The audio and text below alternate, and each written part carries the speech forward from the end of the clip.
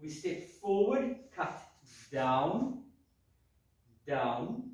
Then we turn and we angle up, and we loop and we angle up. Then we stab.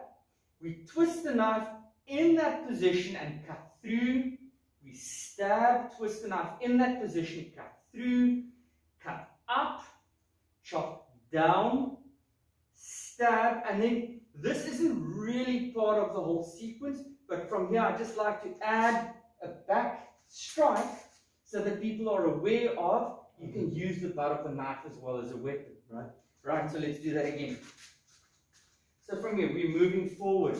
1, 2, 3, 4, 5, 6, 7, 8, 9, 10, 11, 12. Right, last time, and then we explain the movement. Right? So from here, step forward, cut 1 and 2, 3, 4, 5, 6, 7, 8, 9, 10, 11, 12. Okay, so now actually, okay, let's quickly take it. If it is knife to knife, if both people have a knife, you're not going to have the knife on your hip and your other hand in front, because you will get sliced to pieces, okay? So then it would be knife hand to knife hand here. So I would be trying to cut that knife out of your hand. It will be who has the faster reflexes and movement. Okay. But if it is, let's say at night someone's broken in, and I don't know what they have, I need to make sure my weapon is on my hip and it's away from grabbing hands. If I walk around like this and you grab, I've lost, even if it's for a split second, my advantage. So I want to keep my hand away from any opponent's grabbing hands. If you then want to get through to my knife, you need to deal with my shield down. And by the time you're there, I can start cutting and finishing. Okay, so understand the difference. If I don't know who is there, if I'm going looking, I keep the knife safe. If I see you have a knife, my position changes, knife to knife. If I have a jacket, obviously I will use jacket as a shield, and then it would become again shield and knife. So important to understand the distinctions. Okay, so what we're going to do now is actually you don't need the knife, you're just going to be a dummy for now. That's going to get cut apart. Okay.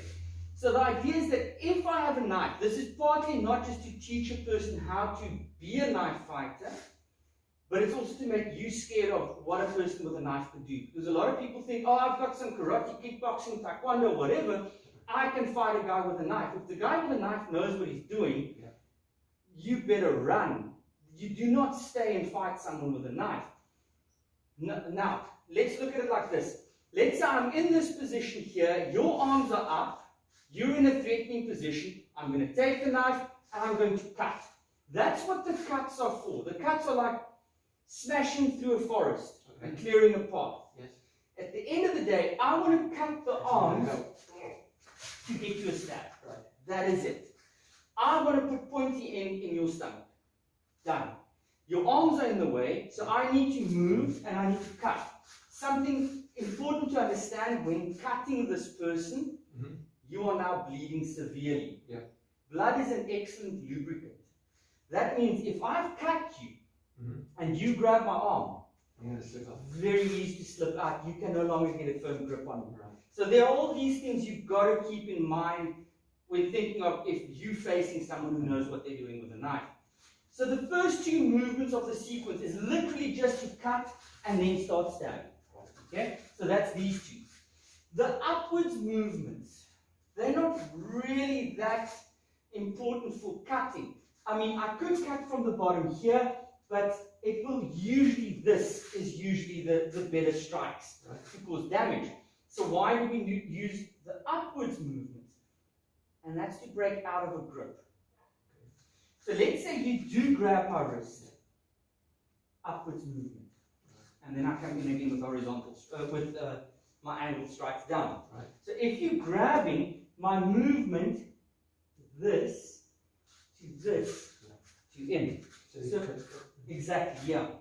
And if you grab this way around, same thing, I'll move, I'll push down, and I'm in. So these movements here are to break out of the person's grip.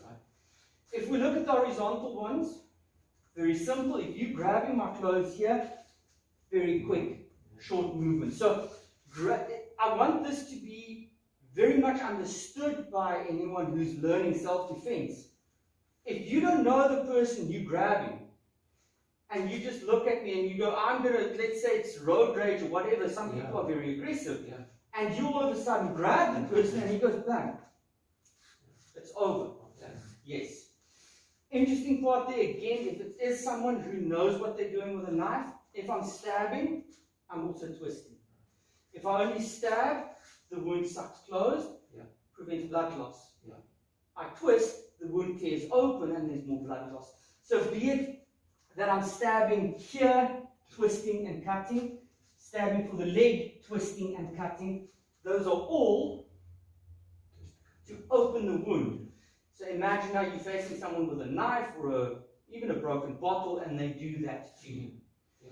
Then the last one we're going to look at, if both hands are grabbing my knife here, I'm bringing my knife to me up, but I'm not trying to break out here. What I am doing is I'm pushing that to you, and then I'm into you. So the movement here is no good if you're grabbing, and I'm just staying here and I'm trying to cut. I'm bringing up, and then I'm coming to you.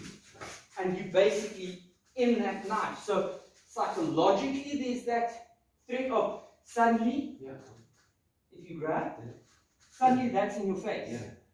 So now I'm coming closer, and that's putting you in a very bad position. And then just the last one, our stab, why it is done at an angle and not straight in, is so that we want to get into the stomach and then underneath the ribs to the organs, to the lungs, to the heart, whatever. And that's my story with a knife. Oh, the back of it, let's say I am crowded here. So I'm pretty crowded. Then this, smashing into the person. It's just to remember that, you know what, if I can hit with this here. Important when I was doing this morning bag work, the bag work was done with a knife. So that the knife should become part of the body, not a separate thing. So I'm punching, I'm slicing, I'm kicking, I'm slicing, I'm elbowing, I'm stabbing. It has to become all a part of it. So if I can do a hammer fist with this, what a pleasure if I can do a hammer fist with the back of the knife and then cut. So that's it. Right. That's it.